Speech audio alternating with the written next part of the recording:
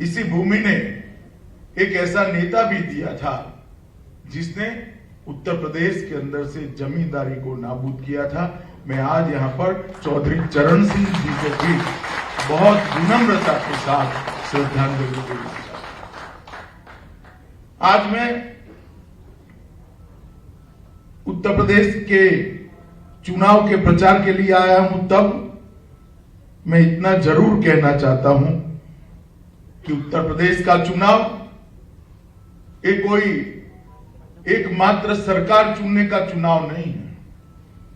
कौन मेरठ से विधायक बन जाएगा, कौन किसी सीट से विधायक बन जाएगा, कौन मंत्री बन जाएगा, कौन मुख्यमंत्री बन जाएगा, इसका चुनाव नहीं। 20-25 साल से उत्तर प्रदेश में जिस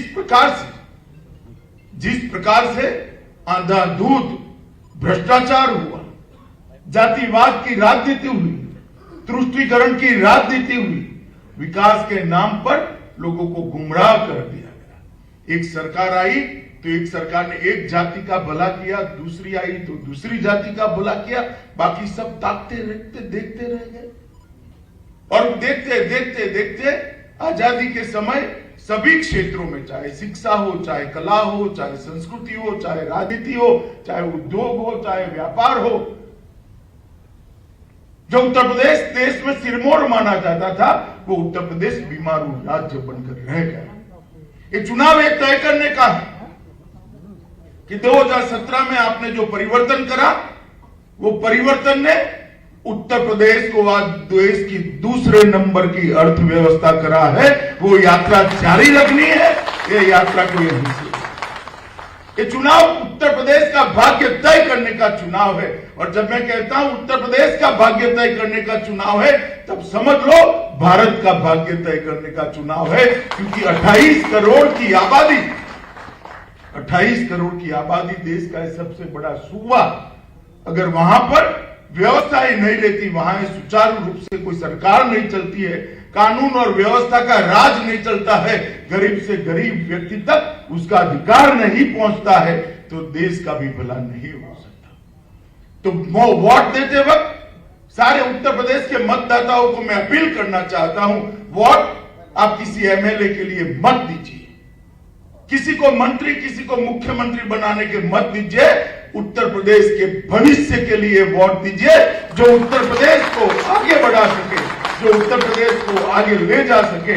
मोदी जी के नेतृत्व में हर गरीब के घर में सुख पहुंचा सके, मोदी जी के नेतृत्व में हर व्यक्ति को न्याय दिला सके, मोदी जी के नेतृत्व में हर व्यक्ति तक विकास पहुंचा सके, ऐसी सरकार चुनने का ही चुनाव। लोग आएंगे, जाति की बात करेंगे, बिरादरी की बात करेंगे, इधर उधर की बातें करेंगे, परंतु एक बात देखना, उनका शासन पहले था तब क्या था और आज क्या है, और दोनों के बीच में क्या अंतर है, ये देखकर ही आपको पूरी व्यवस्था को एक बार देखना पड़ेगा। मित्रों, मैं अभी किराना से आ रहा हूं। मैं किराना 2014 में भी गया था, 2013 में भी गया था, 2017 में भी गया था। तब लोगों के आंख में भय था, आशंकाएं थी, पलायन हो रहा था, लोग अपना घर छोड़कर पुश्तैनी हवेलियां औने पौने दाम पर बेचकर जाने को मजबूर हुए थे। आज उन्हीं परिवारों के घर में चाय पीकर उनके चेहरे पर प्रसन्नता और शांति देखकर बड़ा सुकून मिला। एक माई को मैंने पूछा, माई कैसा हो रहा है?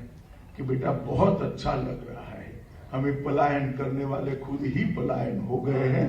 ये भारतीय, ये जो वाक्य है कि किराना की एक बूढ़ी मां का वाक्य नहीं है, उत्तर प्रदेश के करोड़ों जनता का आत्मा से निकली हुई आवाज है और भारतीय जनता पार्टी के लिए आत्मा से निकला हुआ आशीर्वाद है। मित्रों, ये जो परिवर्तन आया है, वो परिवर्तन कोई छोटा मोटा परिवर्तन नहीं है। एक जमाने में यहां पर गुंडों का राज चलता था, गुंडे आने का समाचार मिले, माफिया आने का समाचार मिले, कोई बड़े बड़े, मैं जातियों के नाम देना नहीं चाहता, कोई वर्ग विशेष का नाम नहीं, उनके आने के समाचार मिलते ही कप्तान पलायन कर जाते थे। और आज परिवर्तन ये आया है कि पुलिस आने से गुंडे पलायन कर जाते हैं। ये परिवर्तन जो आया है, कानून का शासन आया है, वो कानून का शासन ही उत्तर प्रदेश के विकास की नींव। मोदी जी ने 2014 में जब तय किया कि मैं काशी से चुनाव लड़ूंगा, उत्तर प्रदेश का सांसद बनूंगा और उत्तर प्रदेश से मैं देश की संसद में जाऊंगा और फिर प्रधानमंत्री बने, 14 से 17 तक मोदी जी ने ढेर सारी योजनाएं उत्तर प्रदेश में भेजने का काम किया, मगर बीच में लखनऊ में एक ऐसी व्यवस्था थी जो योजनाओं को नीचे तक नहीं पहुंचे। हम फिर से उत्तर प्रदेश की जनता के पास 14 में भी हम आए थे, एक अच्छी सरकार बनानी है, हमें पूर्ण बहुमत की सरकार बनानी है, उत्तर प्रदेश के बगैर नहीं बन सकती। उत्तर प्रदेश की जनता ने भोले शंकर की तरह आशीर्वाद देकर 74 सीटें देकर भारतीय जनता पार्टी की पूर्ण बहुमत, हम 17 में आए और 17 में आकर उत्तर प्रदेश की जनता को कहा कि हम सबसे बड़े सूबे का विकास करना चाहते हैं, हमें आप आशीर्वाद दीजिए। और मित्रों, आप सभी ने आशीर्वाद दिया और 300 से ज्यादा विधायक के साथ भारतीय जनता पार्टी की सरकार बनी और परिवर्तन का सिलसिला चालू। जैसा मैंने कहा, कोई भी राज्य के विकास की प्राथमिक शर्त है कि यहां कानून और व्यवस्था की स्थिति ठीक होनी चाहिए। जब तक कानून और व्यवस्था की स्थिति ठीक नहीं होती है, ना शिक्षा में परिवर्तन आ सकता है, ना व्यापार बढ़ सकता है, ना उद्योजक इन्वेस्टमेंट कर सकते हैं, ना इंफ्रास्ट्रक्चर बन सकता है, कुछ नहीं हो सकता। भारतीय जनता पार्टी ने योगी आदित्यनाथ को मुख्यमंत्री बनाने का निर्णय किया और आज 5 साल के बाद मैं मेरा रिपोर्ट कार्ड लेकर आया हूं। बहन मायावती और भतीजे अखिलेश को मेरा सार्वजनिक चैलेंज है, आप आंकड़े लेकर उत्तर प्रदेश की जनता के सामने जाइए। सपा बसपा सपा बसपा बसपा सपा 15 साल के शासन के आंकड़े क्या थे और आज क्या है?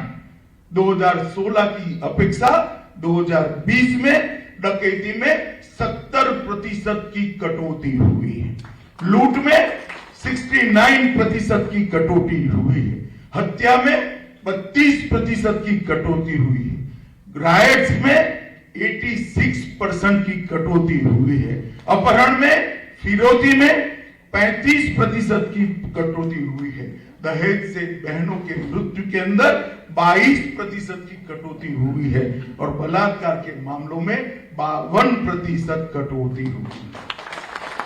अखिलेश बाबू, बोलने को तो आप कुछ भी बोल रहे, तो आपका स्वभाव है, परंतु मैंने आज आंकड़े उत्तर प्रदेश की जनता के सामने रखे हैं, पश्चिम उत्तर प्रदेश की जनता के सामने रखे हैं, एक क्रांति की भूमि मेरठ पर से रखे हैं, इसका जवाब आपको देना चाहिए। क्या आपका शासन था तब? कानून और व्यवस्था की परिस्थिति क्या थी? मित्रों, लगभग 1866 करोड़ की सरकारी संपत्तियां माफियाओं से खाली कराकर आज उत्तर प्रदेश की तिजोरी को समृद्ध कर 1866। मैं पूछूं अखिलेश से आपको, बहन जी, मैं आपको पूछ सकता हूं, किसके आशीर्वाद से ये 2000 करोड़ की संपत्ति माफिया हजम कर बैठे थे? लगभग 45,000 अभियुक्त हमारी सरकार बनने के पहले के गिरफ्तारी ने हुए थे, एफआईआर दर्ज हो जाती थी, चलान भी लग जाता था, मगर कोर्ट में पेशी नहीं होती थी। वो 45,000 लोग भागने की जगह थाने में अपनी सलामती ढूंढे। इस प्रकार का वातावरण उत्तर प्रदेश में भारतीय जनता पार्टी की योगी सरकार ने करा है और मैं मानता हूं कि कानून और व्यवस्था में हमने ढेर सारा परिवर्तन किया है। 214 नए थानों की स्थापना की है, महिलाओं के लिए अलग पुलिस स्टेशन बना गए हैं, रोमियो स्क्वाड बनाई गई है और जनपद में साइबर सेल, साइबर पुलिस थाने और लगभग 1,43,000 नई पुलिस की भर्ती हुई है। ये कोई एक जाति की नहीं है, जिसमें मेरिट था वो सभी को था। और मित्रों, परिवर्तन कानून और व्यवस्था का जो आया, इसके कारण ढेर सारी उत्तर प्रदेश की समस्याओं का समाधान हुआ है। और 2017 में यहां पर हमारी सरकार बनी। सरकार बनने के साथ एक परिवर्तन हुआ। केंद्र में तो मोदी जी की सरकार थी, यहां पर भी भारतीय जनता पार्टी की सरकार बनी, योगी जी मुख्यमंत्री बने, एक डबल इंजन की सरकार बनी। और इसका एक परिवर्तन देखिए साहब, डबल इंजन की सरकार किस प्रकार से परिवर्तन कर सकती है। उत्तर प्रदेश के पूरे क्षेत्र के अंदर 1,67,00,000 माताओं को जीवन में पहली बार फ्री ऑफ कॉस्ट गैस का सिलेंडर और चूल्हा देने का काम नरेंद्र मोदी जी ने किया, और वो घर घर